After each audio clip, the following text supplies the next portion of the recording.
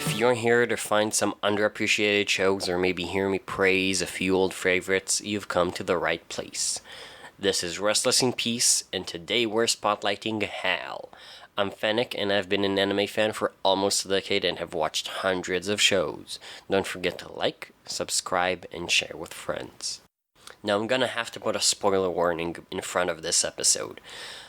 Unlike previous episodes, due to some feedback from you guys, I'm attempting a new format for my episodes. So this time there's gonna be a lot of spoilers ahead. So if you haven't seen Hal, go see it and come back. It's not a long movie, it's like an hour at the most. I'll give you a few seconds. Okay, if you're still here, you either watched Hal or don't care about spoilers. Let's go.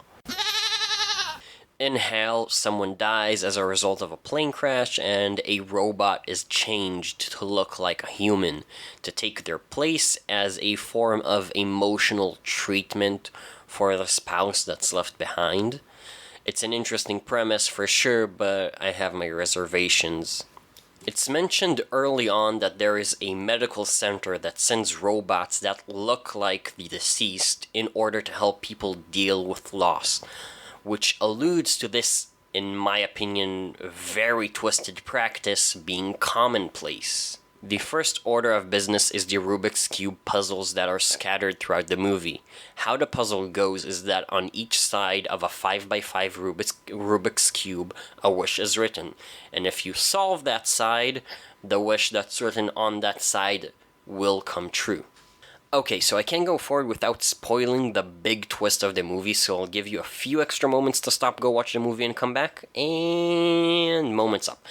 The big twist is, although the movie tries to make you believe that Kurumi is human and her lover Hal is the robot, it's actually the other way around. Hal thinks he's a robot due to some trauma that we will go into a bit later, and a fake Kurumi is made to act as the real Kurumi as part of Hal's treatment. Now, let's go back to the Rubiks Cube. And I think that one of the most manipulative things about this treatment is the Rubiks Cube, obviously, that's what we're talking about. The wishes on the cube are there in order to manipulate Hal into working towards certain things for Kurumi. After all, he believes that he is the robot sent to treat Kurumi.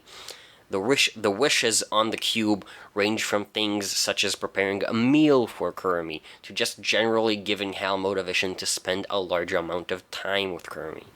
It should be noted that most of the wishes on the cubes are implied to have been written by Kurumi. And as an added bonus, by manipulating Hal to do things such as cooking and cleaning, they are forcibly returning his ability to eventually take care of himself. Hal blocked off all of his memories and is in severe denial.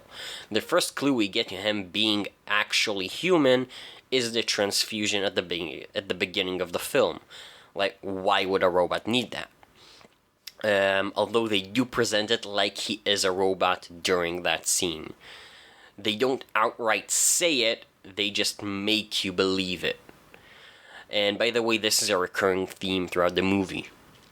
Another example is the creators of the movie are very careful to use lines and actions that could mean that Kurumi is either dead or just very depressed, so that we don't suspect her to be a robot, but so we can still better accept it later on. A very important scene is when Kurumi uses the projector to look at Hal and the real Kurumi's filmed memories. This little memory montage ends with something bad that Hal did that caused the real Kurumi to be furious. You'd think that normally bringing out such a negative memory would cause regression, but what Kurumi ends up doing is attempting to fix the damaged recording device that allowed her to view the fight in the first place, which to me shows curiosity, and I think this is actually an early clue that we get towards her not actually being the real Kurumi, because why would someone who has lived through an event be curious about what happened in it? Another thing I want to point out is Hal's interactions with the Doctor. During every scene that they have together, the Doctor always tries to teach Hal something that is basic common sense to most people, like don't take other people's stuff, or that some things don't have a price because they're priceless. I think that the creators are using a strategy similar to the one they used to make us think Kermit isn't the one that died. The Doctor teaching these common sense things might seem like he's teaching it to someone who never knew them, like a robot.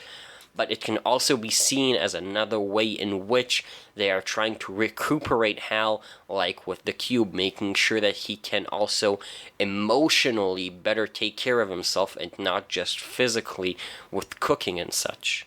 I also believe that whoever is in charge of Hal's treatment is very much using a strategy of positive reinforcement on Hal, because whenever he works hard on something for Kermit, he is rewarded by a symbolic thank you, or like with the giraffe thing, a literal thank you note.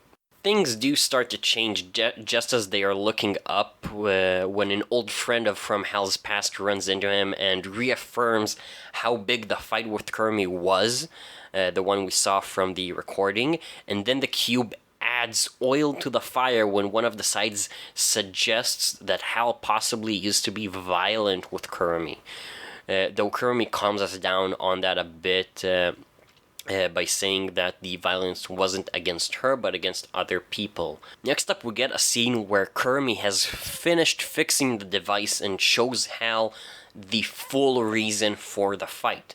The entire scene has an apologetic note towards Hal, as if to try and give him some closure. This is also the first scene that hints that Hal might be thinking that it's his fault Kermit, the real Kermit, died. The hint is them fighting in the airport when it's obviously Kermit who's the one that's going to fly. And we know that from the first scene that the death was due to a plane crash. Now we return to the cube again, with absurdly perfect timing for one of the Doctor's friends to solve a face on the cube for Hal, the face that just happens to have Hal and Kermit go to a festival together right when there is a festival around the corner just the next day or so. Another thing to notice about Hal is whenever he says something like I did or was I, and then immediately corrects himself to did Hal or was Hal. I think this is another clue to him being the real Hal, and more importantly to him recognizing and to an extent accepting that he is the real Hal. Next, I'd like to refer you to a point near the climax of the movie. I'm referring to Kermit's flashback along with the entire festival, which is minute about 37 to 43. I think that it's simply a very, very strong final attempt to make us, the viewers, think that Kermit is actually human, but then Hal's old friend shows up. We know about Hal's problem with debt and can comfortably assume his friend has the same problem. This guy shows up to tell Hal that he knows what they can sell in order to solve their debt problem, and his friend glances towards Kermit, making it pretty obvious that he knows she's a robot and wants to sell her. So immediately a chase scene starts where Hal's old friend and some guys that were with him start chasing Kermit and Hal in order to capture Kermit.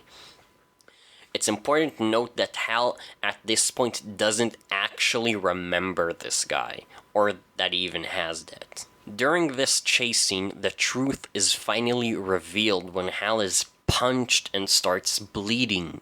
May I remind you that robots don't bleed. And Hal immediately gets a flashback to what really happened, which is undeniable proof that Kermit was the one that died and that he was in such denial that he didn't even remember.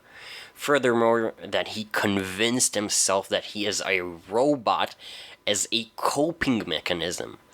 His friend forces him to face the truth, which brings Hal to tears, revealing that he does in fact think that he could have done something to stop her death. although he really couldn't. Hal becomes desperate, trying to hold on to the illusion of Kurumi that is in front of him.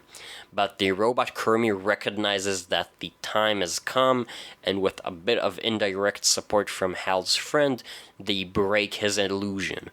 Finally! The movie ends with us seeing Hal basically back on track.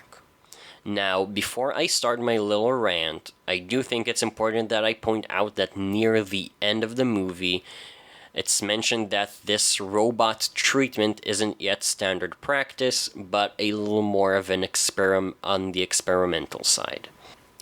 Okay, now although this did work for Hal, I personally think this is an extremely twisted form of treatment, not to mention disrespectful. I think that this is a very high-risk, high-reward treatment plan, and although I'm no expert on mental health and everything that I say should be taken with a grain of salt, I think that when it comes to mental health, slow and steady wins the race.